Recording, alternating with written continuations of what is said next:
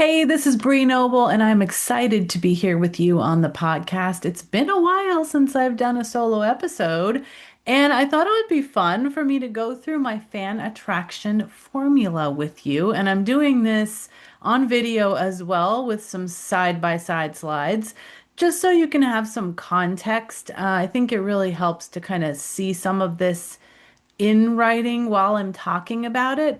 But the first thing I want to talk about before I get into the actual fan attraction formula is why traditional marketing doesn't work for musicians. This is kind of why I came up with the fan attraction formula because all these years, I've been working with musicians 10 plus years, and I've been learning how to market my own business even longer than that. And I've listened to marketers over and over talking about how there's a certain way to market things, and you need to figure out what the problem is for your clients and figure out how to solve it. And that solution is your product. So I've been thinking, and I've asked this question like so many times when I've been on these kinds of calls, like, hey, this is great for most, regular businesses that have a product, a physical product, or even a course or something, a service, right? That works fine. But what about people that are creating art? This isn't just an issue for musicians, but it's also artists and anybody, writers, like anybody else that's creating a thing that doesn't necessarily solve a specific problem or a problem that is very clearly defined. And I'll get into that in a minute. So the first thing I want to talk about, and because this has come up a lot of people have said to me, thank you so much for talking about this because nobody talks about it. And I always feel like I go to these marketing things and then I'm like, oh, this doesn't apply to me. And it's true. Like a lot of the things that you can learn at marketing seminars and stuff, like copywriting and stuff, yeah, it can apply to you. But the main principle of how it all works, I just don't think is the same for artists. So let's get into that. So why is this not working for us and what can we do instead? So as I said, they say that your product should solve a problem that your customer is having. So dig deep, figure out what the problem is your customer is having, and then figure out how to solve it, right? That works fine if you're a voice teacher, if you're a piano teacher, if you're teaching songwriting, like any of those things, right? You're teaching how to record on your DAW, right? But not if you are a musician that is making music and even a live show is a little bit hard, a little bit hard to explain how it solves a problem, right? Yeah, it's entertaining, but let's dig into that. So, music doesn't solve a problem, not in the logical way, right? It's not a clear A plus B equals C solution. It's a solution to a problem because then I get people pushing me back like, no, but it does. It solves so many problems. Like if people are, upset about something or they're dealing with heartbreak, and yeah, absolutely it does. But they don't necessarily know either that they have the problem or that music is the thing that will solve it, right? So they may know I'm dealing with heartbreak, I just had a breakup, I'm feeling depressed, I need to be uplifted. They might know those things, but they don't really know that music is the thing that's going to solve it necessarily, and they're not actively seeking a solution as music. Okay, that's the key, right? They might be seeking a solution to their depression, but they might instead, find a big tub of ice cream, instead of your music that could actually help them. So we have what I call the desire dilemma, right? How do you market something that they don't know that they need? And then it's not easy to highlight the features and benefits. We're told in regular marketing, right? We need to highlight what are the features, what are how does it benefit people? So like basically features, what are the things that you get? Benefits, how does it make a change for the people? How does it help them to solve their problem? But benefits and features of music are hard to articulate. They are ethereal, they're spiritual, they're emotional, they're intangible. right? We can talk about, well, this song might make you feel X or Y, or this is why I wrote it, but it's really still hard to like make that something that they can understand in relationship to this problem that they have.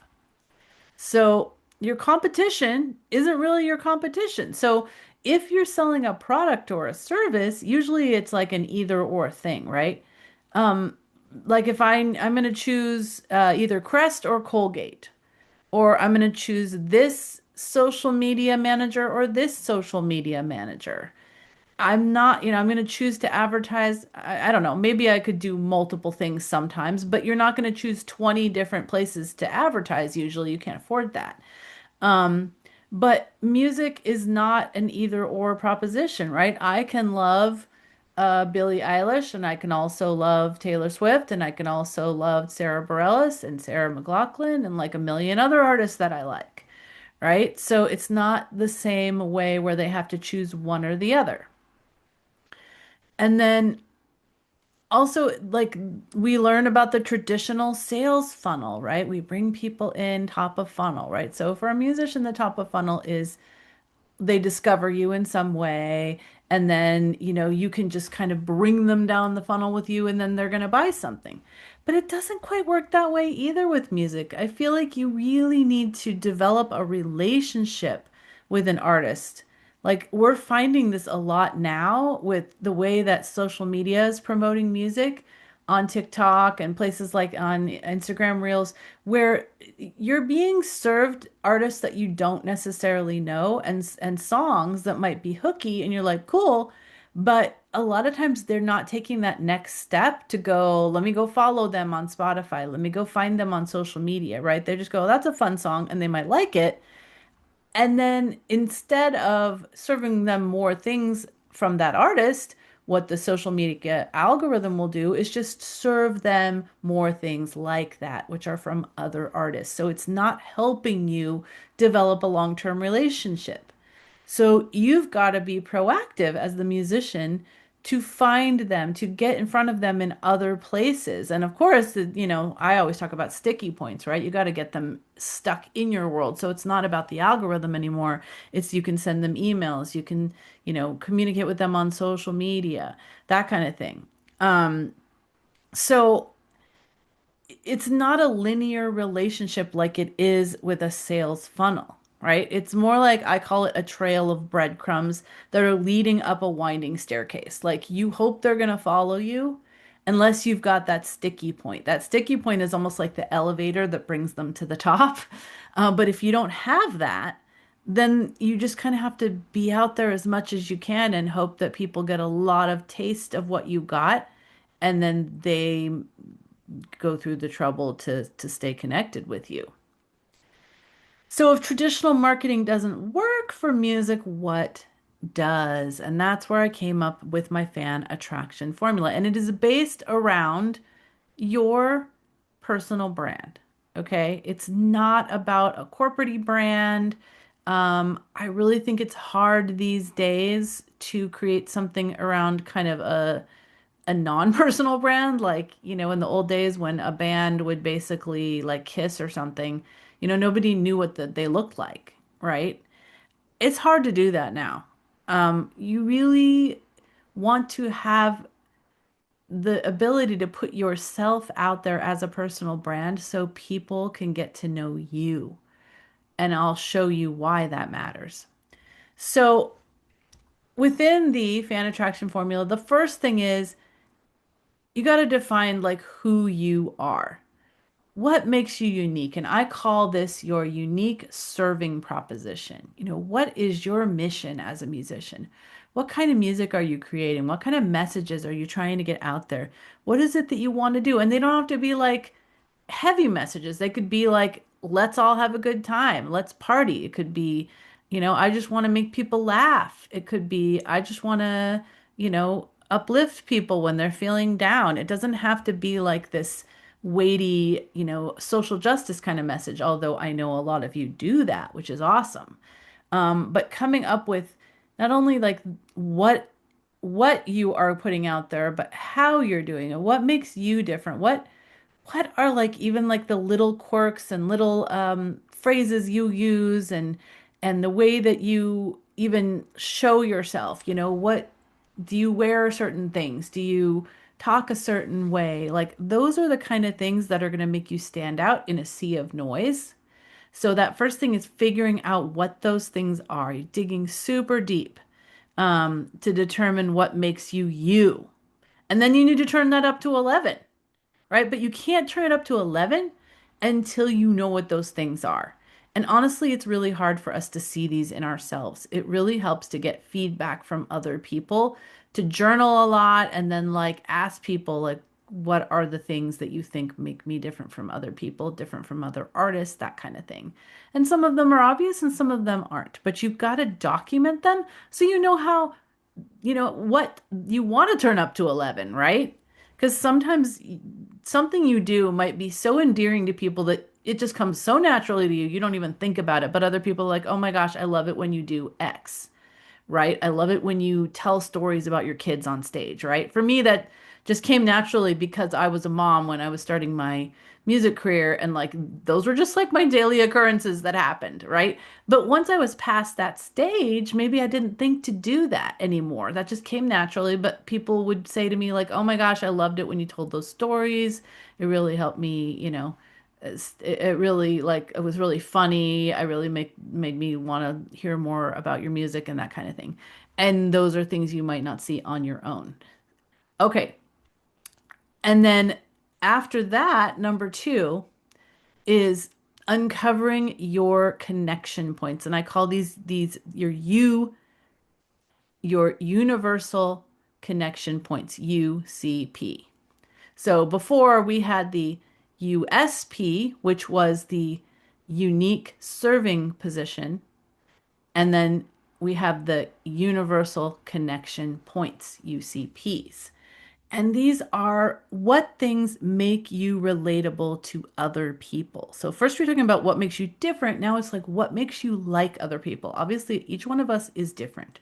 We are our own unique person, but there are a lot of things about us that make us relatable that we have in common with other people. What can you mirror back to your fans? They want to see a bit of themselves in you. That is going to make them feel that affinity towards you. What specific items can you amplify to call out those people? To say, have them think in their mind, wow, that person's like a lot like me.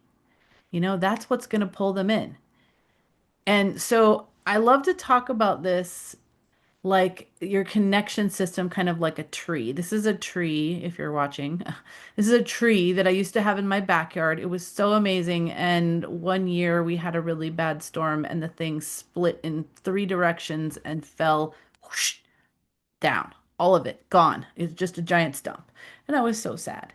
But I'm so glad I have this photo because this tree, to me, is a great representation of the messaging system that you want to create with your connection points. So, messaging is the roots of the tree. So, like your messaging, you're rooted in your messaging, right? And then if you think about it like that, it is basically carried up through the stumps and the branches and to the leaves. Your messaging then goes all the way through the tree, and it's centered around your connection points. So next, the platforms are the branches. So each one of these big branches here, like platforms, right? So it's your live shows, it's your emails, it's your certain social media platforms. Wherever people interact with you, those are your platforms. And then content is the leaves. So the content, the things that you put out into the world to talk about yourself and your music. That's content, whether that's even like things that you do during your live show. That's also content. Things you put on social media, podcasts, radio interviews, anything that you do that's public, right? That's content. And that is like the leaves of the tree. That's what touches the most furthest out point, right? And it's touching the sky, right? So I think of that as like that's your public facing part, your leaves. So, as far as connection points, what do I mean by connection points? There are three types of connection points: identities, values, and beliefs. So, here's a little illustration of how connection points work, right? You're in the middle and you have all these points that we'll talk about in a minute, what they are. And then other people also have these points. And so they're in these outside circles. And they will be pulled in, as I'll show you in a minute, by content that signals to them, hey, you're like me. I get you. So, what is that kind of content? So, as I said, the first one is identities. So, talking about identities helps your audience know that your content is for them. They will subconsciously let down their guard because they're like, oh my gosh, that person is like me. They totally get me, right? And so they will subconsciously lean in to your content when you are using these identities. So, what are identities? Before I go on, things like that you would call yourself, right? I am a mom. I am a worship leader. I am an educator. I am an author. I'm a podcaster. All the things that I am, right? I am a mother of, teenagers. I am, back in the day, I was a homeschooling mom. I am a Christian. I am a visually impaired individual. Like, all the things that make me me, right? And how can I amplify those, which we'll get into in a minute, in my content, right? So people can go, oh my gosh, she's a mom too. Like she struggles with this, like just like me. But yet they also look up to you because of your unique things that we talked about earlier. Oh my gosh, she makes this amazing music and like I could never do that. But you know what? She's like me, so I really want to listen to it because I feel like we have something in common, right? So then the second kind of connection point is talking about core values. That helps your audience like and trust you, make you they feel safe with you. And they have to be able to do that in order to eventually buy from you. So core values are things that like kind of your non-negotiables. Like, for me, a core value is family. It is authenticity. It is integrity, all those kinds of things. Whenever you create content that relates to that, optimism, those kinds of things, um, empowerment, advocacy, right? Those are some great core values that you can amplify, that people can really identify with. And then talking about beliefs builds rapport and can help you stand out and also for your audience to get behind something with you. So this can be a little bit more dicey depending on how you feel about talking about things like politics or religion or certain advocacies that you have that might, they might stir up the pot a little bit, right? You got to be okay with some people not liking you for those things, not agreeing, and that's okay. Those aren't your people, right? So thinking about what beliefs that you could lean into that could, help people rally behind what you're doing and also that usually relate to your music. So here's the connection system again, right? And now we see that whenever you amplify those connection points, it is pulling your people toward you, right? Not all of them, but some of them, right? The ones that are going to really lean into what you're saying that are in that circle, like I'm a mom, I'm in the big circle. One of these little circles is moms, and certain number of moms are really going to be attracted by what I'm talking about because we have something in common. And that's going to lead them to my music. And that's where the magnetic part of this whole thing comes in. Okay, and then the third part is where the heck are your people? Like, who are your perfect fit people, right? These are people that have a lot in common with you as far as connection points. So once you've determined your connection points, you're going to figure out, well, where can I find more of these people? It starts with you, right? Where do you hang out? Where do you feel comfortable? And where would more people that are like you feel comfortable? Um, and how can you attract them, which is coming up in a minute? What types of things do they enjoy and consume? Where do they hang out? And how would you describe them? And here's an example. One of my longtime students, Carlene, right? She realized her people are baby boomers. And once she realized that, and that she like went all in on the fact that like her thing is that she was at Woodstock and she does these programs all about women at Woodstock. And so she leaned so far into that. When she did that, she's like, knew exactly where she'd find them. She knew exactly where this program would fit, who would want it. And it just made her life so much easier instead of trying to think, well, my songs could be appreciated by people in their 30s. Well, sure they could, and they are. But let's go for the low-hanging fruit. Let's go for the people that are like, yeah, I was at Woodstock, or man, I really wish I was at Woodstock, and or I so get behind all the causes that a lot of the people that were involved in Woodstock were in, right? That's so much easier for her than trying to appeal to everyone. And then some other people will come along for the ride. Then number four is now that we know our connection points and we know how to use our um, unique serving proposition to amplify things about us that are different, then we're going to put those together to create some magnetic content. And this is a magnetic pull. Instead of feeling like you're being pushy about your music or feeling super awkward, like you're begging people to listen to it, no, you're going to pull people in a way that's in your own voice. And some people say, well, does this have to be video, right? Everybody's on video now. Everybody's on TikTok and Instagram Reels and all that stuff. And while video is very powerful, that's why I'm recording this in video, you don't have to. The content that you should make is the content that you will make, right? If you're like, I should make video, but every day I put it off, I just keep working on my scripts or whatever, it's not happening, right? So just start out with the things that you can do. If you feel super comfortable on stage, do that. And then get some recordings of your live performances and use those on social media if you want, or on just even to your email list. If you don't want to be on social media, that's okay.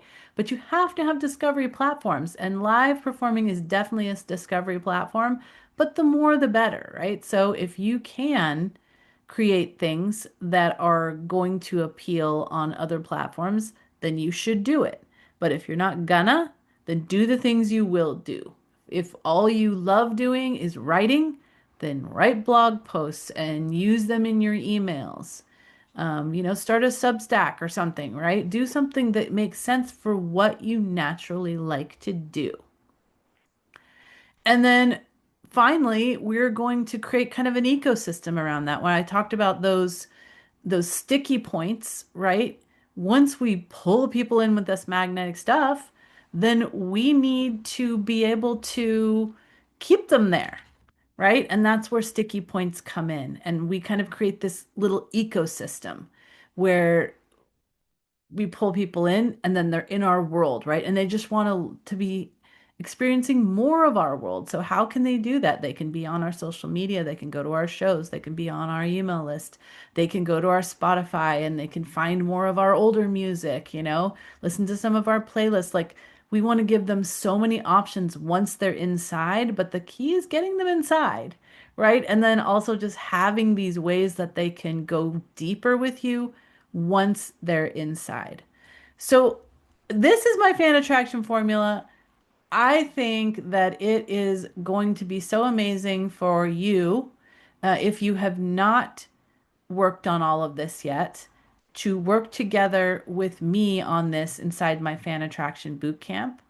And I am over the moon to be doing this, and it's been a bit since I've done it, right? So I'm really excited to be bringing this back. It's a really powerful program. So if you want to check that out, it's profitablemusician.com/FAB, Fan Attraction Bootcamp, FAB. Check that out. And I would love to work with you to figure out all of your messaging that you need to do to attract your perfect people so you can create this whole ecosystem around what you do. And the whole point of this is to bring more people in who will love your music, right? I feel like, you might be thinking, well, we didn't talk about music this whole time, right?